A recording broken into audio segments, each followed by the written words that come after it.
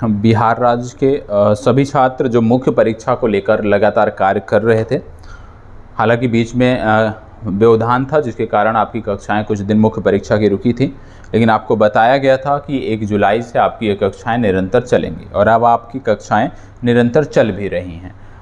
उसी क्रम को हम आगे बढ़ाते हुए और आज का जो अभ्यास प्रश्न है उसको देखते हैं। सबसे पहली बात कि जब आपको समस्या आ रही है, ग्रुप से जुड़ने में समस्या आ रही है, उत्तर को सबमिट करने में समस्या आ रही है, किसी को भी कोई भी ऐसा छात्र जिसको ये समस्या का सामना करना पड़ रहा है इस प्रकार की, आप कमेंट बॉक्स में बताएं, निश्चित रूप से हम आपकी मदद करेंगे। कल की लाइव कक्षा में बहुत सारे बच्चों ने बोला था, जैसे अजीत कुमार नाम मुझे याद है, बोला था कि आपने ग्रुप से आप नहीं जुड़े हुए थे, तो आपको मैंने ग्रुप से जोड़ दिया है और उम्मीद करता हूं कि आज की जो प्रश्न आज शेयर किए गए हैं उसका नोटिफिकेशन भी आपको मिला होगा। और जब नोटिफिकेशन मिला होगा वहीं पर सबमिट करने का भी ऑप्शन है, आप देख सकते हो उसको। और पहले आपको उत्तर लिखना है और PDF बनानी है, PDF बनाने के बाद उसको शेयर करना है। PDF नहीं बना पाते हैं कोई बात नहीं, आप फोटो खींच के पेज पे जिस पे उत्तर लेखन करते हैं उसको आप हम तक पहुँचा सकते हैं। ठीक है, आज का प्रश्न है, भारत में ट्रांसजेंडर समुदाय को किन समस्याओं का सामना करना पड़ता है? ट्रांसजेंडर व्यक्ति विधेयक 2019 इन समस्याओं को दूर करने और इस समुदाय को न्याय दिलाने में कितना सक्षम होगा? आज का जो प्रश्न है विशेष रूप से ट्रांसजेंडर समुदाय से संदर्भित है। बात हो रही है कि ट्रांसजेंडर समुदाय को किन समस्याओं का भारत में सामना करना पड़ता है और ट्रांसजेंडर व्यक्ति विधेयक 2019 इन समस्याओं के समाधान में कितना सक्षम है।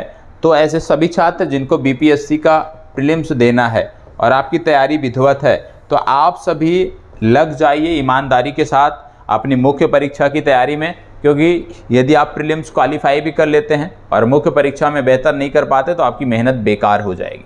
तो इसीलिए अपनी तैयारी में अभी से ही कुछ जो आप टाइम मैनेजमेंट करते हैं उस आधार पे करें कि कम से कम 40% आपके समय जो है वो मुख्य परीक्षा को संदर्भित हो, ऐसे लोग जो प्रीलिम्स क्वालिफाई करने की स्थिति में हैं। ठीक है, बाकी जो अभी प्रीलिम्स भी क्वालिफाई करने की स्थिति में नहीं है, आप प्रारंभिक परीक्षा पर ही अभी फोकस करें। तो सबसे पहले एक बार फिर से पढ़ लेते हैं। बार बार मैंने आपको बताया है कि कोई भी जब प्रश्न मिलता है हमें, तो कम से कम हमें 2 बार उसको पढ़ना होता है। ठीक है, तो सबसे पहले भारत में ट्रांसजेंडर समुदाय को किन समस्याओं का सामना करना पड़ता है? ट्रांसजेंडर व्यक्ति विधेयक 2019 इन समस्याओं को दूर करने और इस समुदाय को न्याय दिलाने में कितना सक्षम होगा, ये आपका प्रश्न है। ठीक है, अब सिर्फ और सिर्फ इसके डिस्कशन की बात होगी, लेकिन उससे पहले आपको बता दें, आप बिहार राज्य विशेष के हैं, आपको अपना उत्तर कम से कम 4.5 पेज में लिखना होता है। तो मिनिमम आप 3.5 पेज में अवश्य लिखा करें। 3 से लेकर 3.5 पेज तक आपको अपने उत्तर लिखने हैं, याद रखिएगा। 3 से लेकर 3.5 पेज तक आपको अपने उत्तर लिखने हैं। 3 पेज से कम आपका उत्तर नहीं होना चाहिए। 3 से 3.5, यदि हम आइडियल की बात करें कि बेहतर क्या है, तो 3.5 पेज तक यदि आप लिखते हैं तो एक बेहतर उत्तर आपका रहेगा। ठीक है, क्योंकि आप में शब्द सीमा की बात नहीं होती है, पेज दिए हैं और पेज के आधार पे हम इसका निर्धारण करते हैं। तो 3.5 पेज में उत्तर लिखना है मिनिमम, ये आप दिमाग में बैठा के रख लीजिए। 3.5 से 4 हो सकता है, लेकिन 3.5 से कम नहीं होना चाहिए।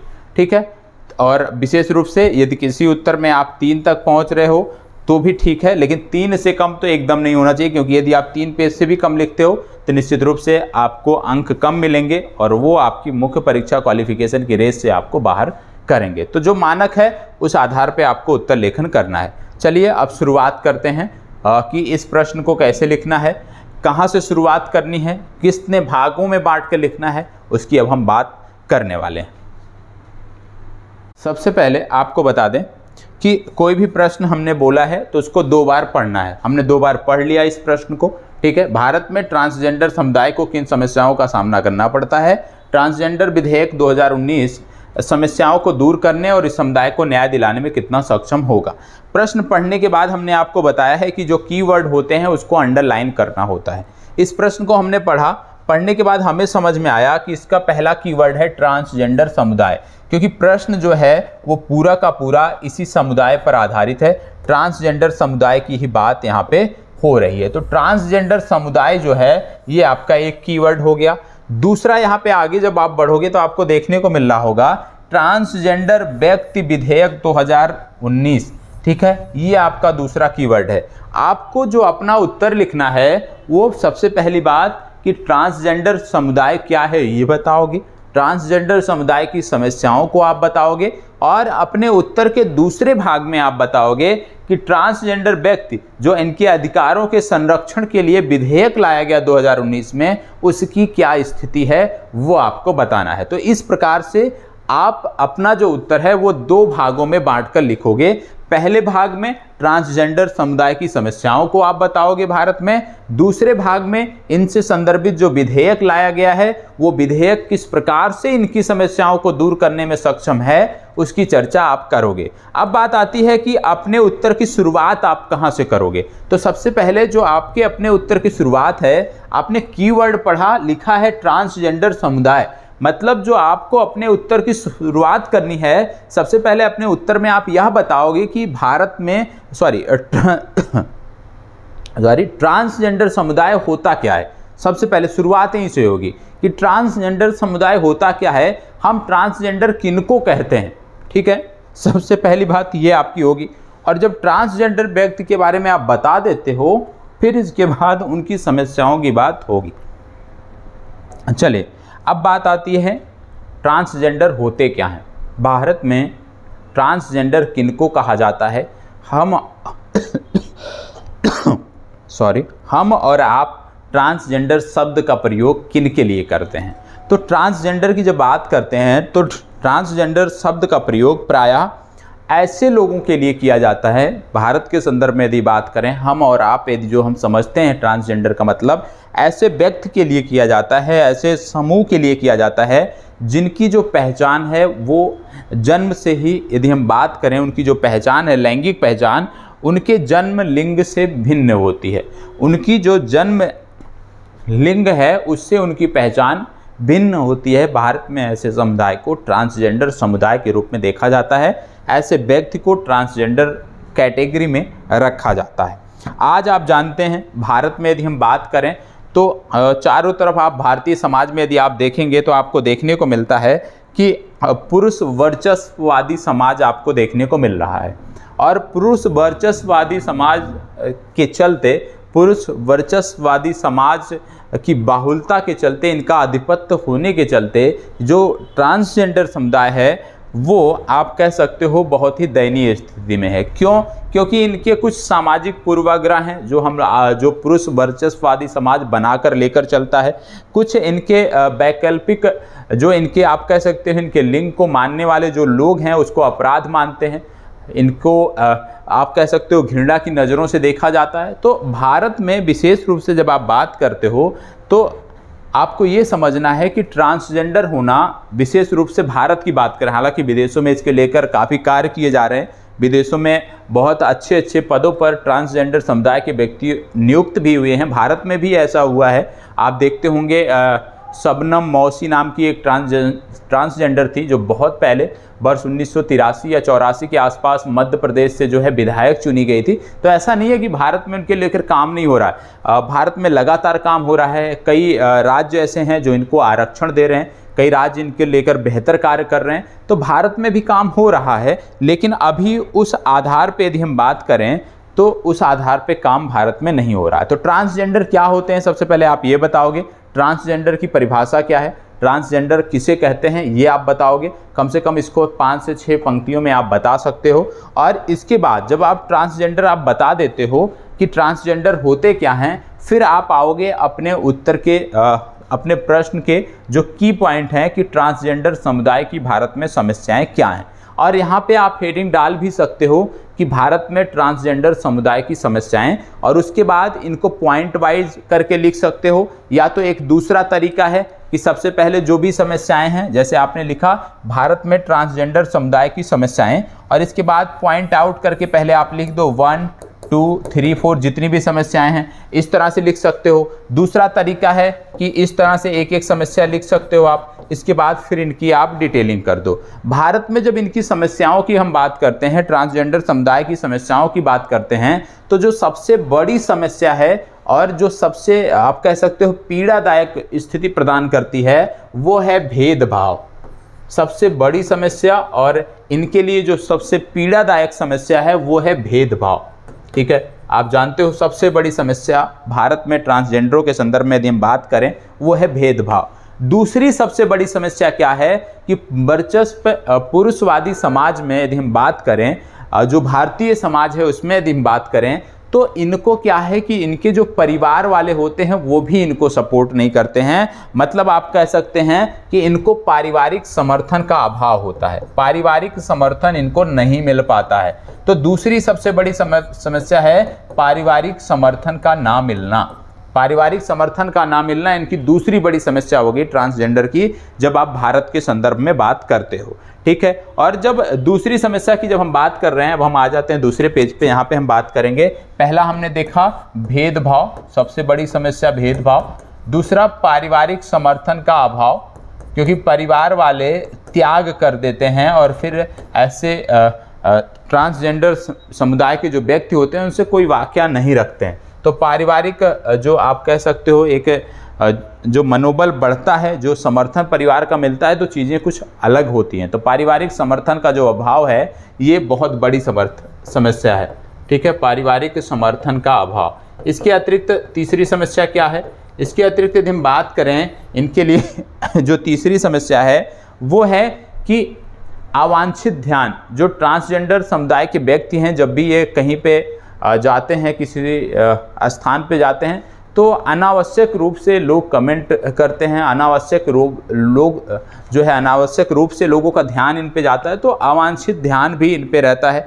चौथा जो आप कह सकते हो आज के समय में, ऐसे समय में जब आप कह सकते हो कि बीमारियां लगातार लोगों को अपने आगोश में लेती रहती हैं, नई नई बीमारियां, ऐसे में जो ट्रांसजेंडर समुदाय के व्यक्ति हैं उनके लिए और भी पीड़ादायक स्थिति है, क्योंकि यहाँ पे चिकित्सीय आप कह सकते हो कि इनके लिए चिकित्सीय सहायता की कमी है। कहीं भी ऐसा नहीं है कि एक कोई हॉस्पिटल हो जिसमें ट्रांसजेंडरों के लिए अलग से व्यवस्था हो, तो चिकित्सीय जो सहायता है उसका अभाव भी एक बड़ी समस्या है। चिकित्सीय सहायता का अभाव भी बड़ी समस्या है। और इसके बाद जो अगली बड़ी समस्या है आप जानते हैं कि वह है शिक्षा।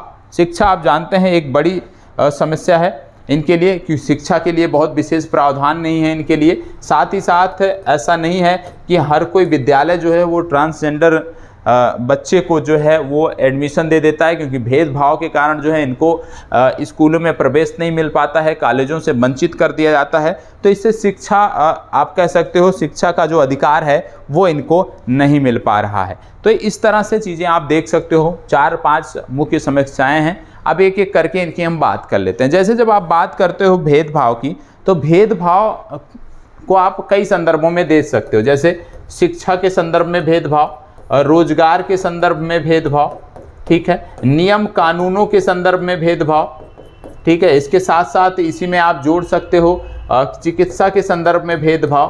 तो क्या है कि भारतीय समाज में, आज के आधुनिक समाज में भी, विशेष रूप से भारत में, शिक्षा, रोजगार, सार्वजनिक जो आप कह सकते हो सुविधाएं हैं, सार्वजनिक सुविधाओं तक जो पहुंच होती है, उसमें कहीं ना कहीं इनको भेदभाव का समस्या या भेदभाव का सामना करना पड़ता है। और आपको देखने को मिलता है कि जैसे मैंने बोला कि नियम कानून, जो इन नियम कानून भी हैं, उसको भी जब कोई भी ट्रांसजेंडर व्यक्ति जो है अपनी शिकायत को लेके जाता है, तो जो हमारे पुलिसकर्मी हैं वो भी उस तरीके से नहीं ट्रीट करते हैं उसको जैसे कि अन्य समुदाय के लोगों को किया जाता है। तो कहीं ना कहीं भेदभाव एक बहुत बड़ी समस्या है, और इसके लिए ये लगातार सामाजिक न्याय के लिए संघर्ष करते रहते हैं। लेकिन आज भी, आज के इस आधुनिक समाज में भी इनको वह स्थिति अभी नहीं प्राप्त हुई है।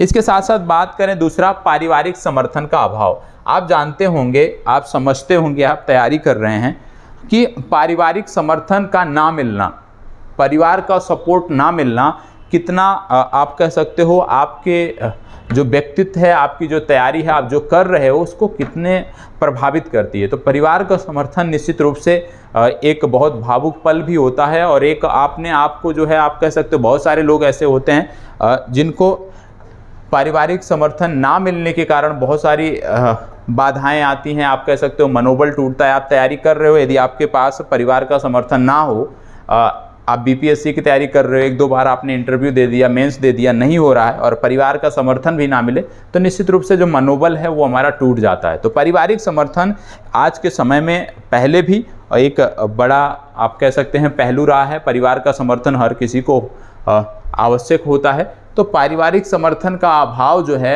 वो कहीं ना कहीं जो ट्रांसजेंडर समुदाय के व्यक्ति हैं उनको और उनकी समस्याओं को और बढ़ा देता है। लैंगिक पहचान जैसे ही इनकी सिद्ध होती है, जैसे ही लैंगिक पहचान सिद्ध होती है, समाज के डर से, समाज जो हमारा समाज है इसमें इस तरह का माहौल है, चीज़ें हैं कि उसके डर से जो है परिवार तुरंत ही उस बच्चे का जो है त्याग कर देता है और उसके बाद पूरे जीवन भर उससे कोई नाता नहीं रखना चाहता। क्यों? क्योंकि समाज में जो हमारी कुरीतियाँ प्रचलित हैं उन सब के चलते ये समस्याएं जो हैं वो बनी हुई है। और भारतीय समाज जो है वो ट्रांसजेंडर को जो है अपने समाज का जो है वो हिस्सा नहीं मानता है। तो आप एक दूसरी समस्या ये भी कह सकते हो अवांछित ध्यान।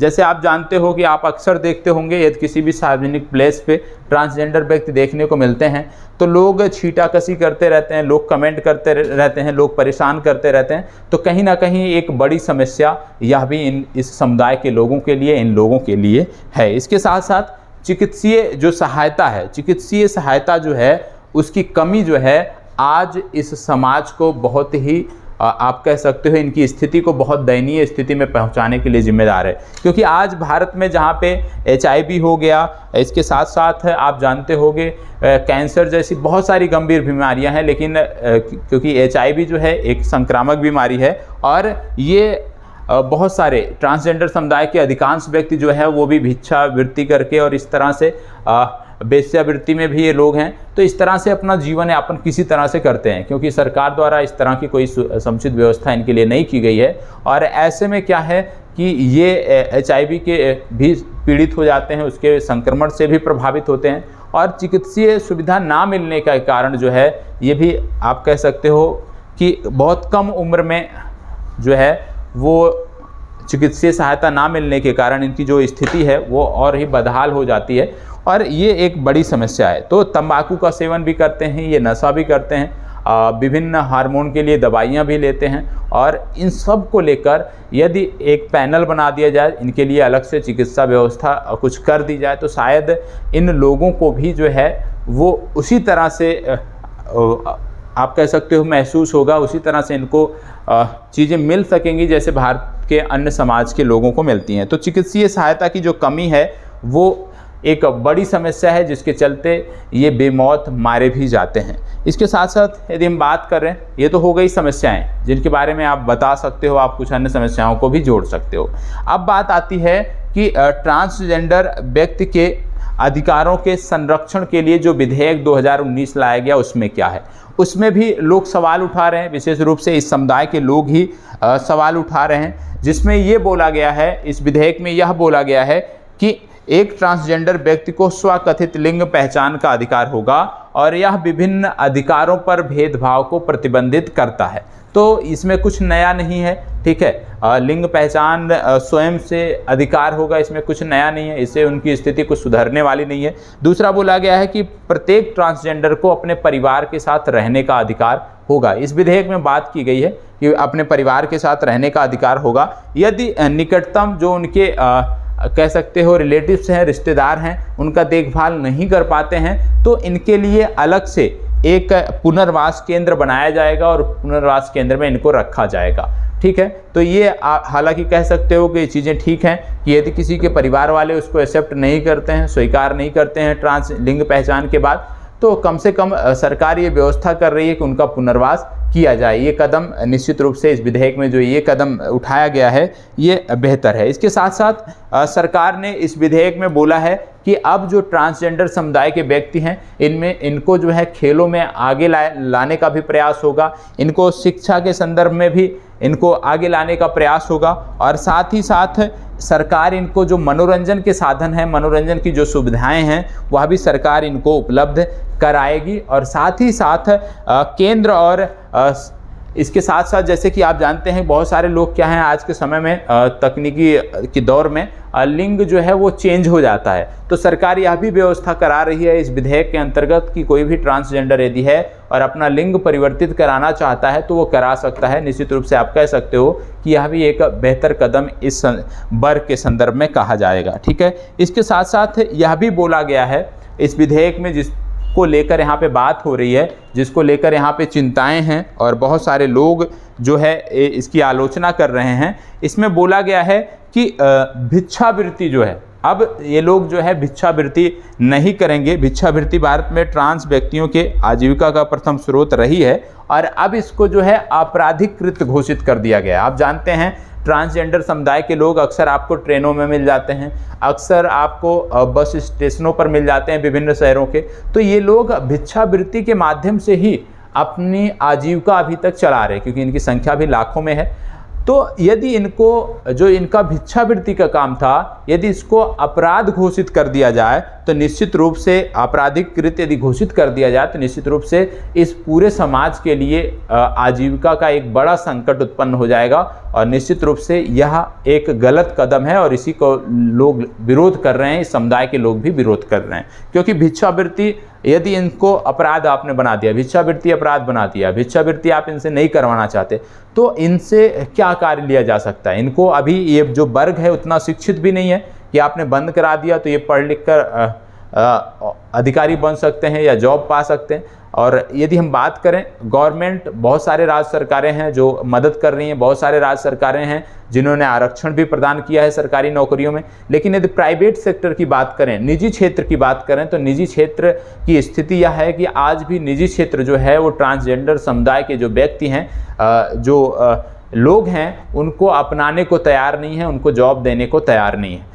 तो नियम कुछ इस तरह भी बनने चाहिए कि जो निजी क्षेत्र हैं, निजी क्षेत्र की जो नौकरियां हैं, कुछ इस तरह के प्रावधान होने चाहिए कि निजी क्षेत्र की नौकरियों में भी कम से कम कुछ फीसदी जो हिस्सा है वो ट्रांसजेंडर समुदाय के लिए आरक्षित हो, जो जिसके योग्य हो उस आधार पे उसको नौकरी दी जाए। तो ट्रांसजेंडर समुदाय के लिए कम से कम निजी क्षेत्र में नौकरियों का आरक्षण अवश्य होना चाहिए। लेकिन ये जो भिक्षावृत्ति को आपराधिकृत घोषित कर दिया गया है, इससे निश्चित रूप से समस्याएं होंगी। सरकार का क्या कहना है इसके पक्ष में? सरकार का कहना है कि भिक्षावृत्ति हम समाप्त कराएंगे और उसके एवज में अप्रत्यक्ष रूप से हम इनको लाभान्वित करेंगे। ठीक है, या तो प्रत्यक्ष रूप से या तो अप्रत्यक्ष रूप से हम इसको लाभान्वित करने का प्रयास करेंगे। सरकार का ये कहना है कि भिक्षावृत्ति अच्छी नहीं है, भिक्षावृत्ति आप कह सकते हो कोई पेशा नहीं है, इसलिए इसको हमें समाप्त करना है, भिक्षावृत्ति को भारत से समाप्त करना है और इसके लिए भिक्षावृत्ति को आपराधिकृत बनाया गया है जिससे भारत से भिक्षावृत्ति समाप्त हो। लेकिन आप जानते हो कि भारत में यदि हम देखें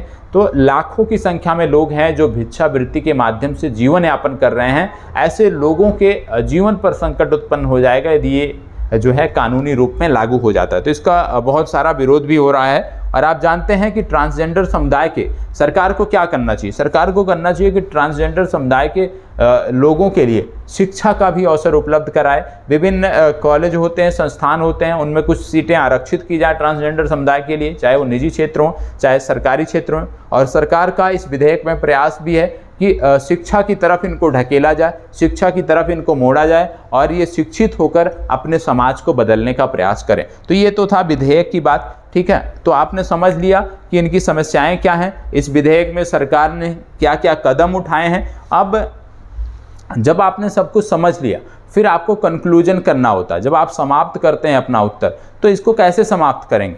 अपना उत्तर हमेशा सकारात्मक समाप्त करना है। ठीक है, भले ही इस विधेयक में कुछ खामियां हों लेकिन उसको सकारात्मक रूप में हमें देखना है। आप बता सकते हो कि जो है भले ही भारत में आप इस तरह से बता सकते हो, जैसे ट्रांसजेंडर समुदाय की बात हो रही है, आप बता सकते हो कि ट्रांसजेंडर समुदाय लंबे अरसे से या पिछले कई दशक से लगातार भिक्षावृत्ति और इस तरह की गतिविधियों में संलिप्त रहा है।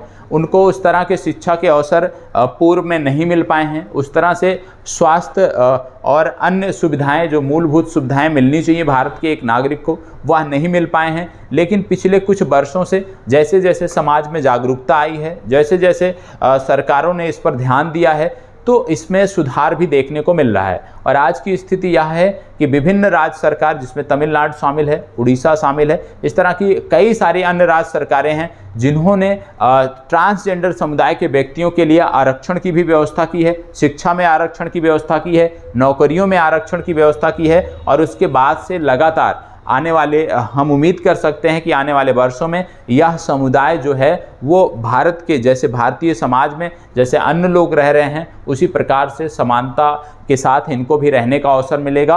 और यह समाज भी शिक्षित होकर अपने आने वाले पीढ़ियों को या अपने आने वाले समाज के अन्य लोगों को भी शिक्षित करने का प्रयास करेगा।